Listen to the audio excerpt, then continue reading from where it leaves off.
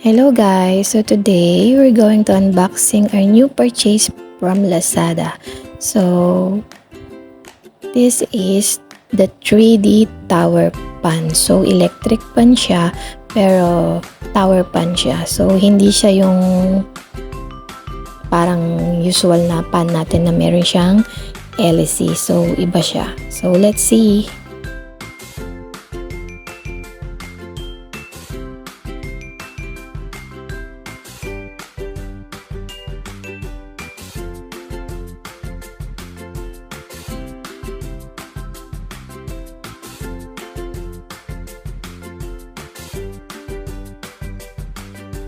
So, ayan, ganyan yung itsura niya guys. So, tower pan siya. So, mahaba siya. Pero, maganda siya kasi nga minimalist yung design niya. So, unlike yung mga traditional na electric pan natin na malaki yung ulo and meron siyang LC, may mga blade. So, this one, wala siyang ganun. So, maganda siya kasi nga maliit yung space na ilalaan mo siya. So, pag sa room, maganda siya. Saka umiikot din siya. So, malakas din yung hangin niya. So, ayan, i-assemble mo lang siya. Ayan yung So, ayan, ina-assemble na namin. So, ayan yung pinaka-stand niya and pagdidikitin mo lang yung pinaka-dalawang disc plate niya na ilalagay sa ilalim and meron siyang screw. Mas maganda, maayos yung paglalagay kasi nga para hindi siya mauga. So, ayan, i-screw mo lang siya.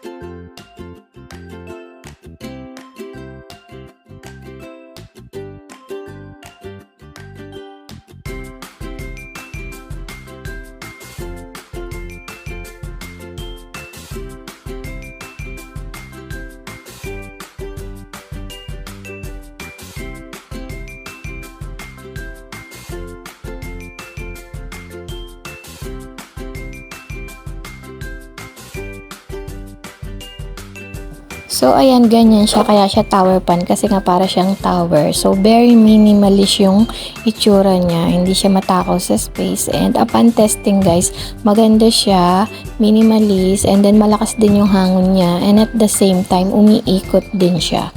So, ayan lang. So, available siya sa Lazada. And for sure, meron din ito sa mga department store kasi 3D naman yung brand niya. So, hindi siya mahirap hanapin. So, yun lang. Thank you for watching.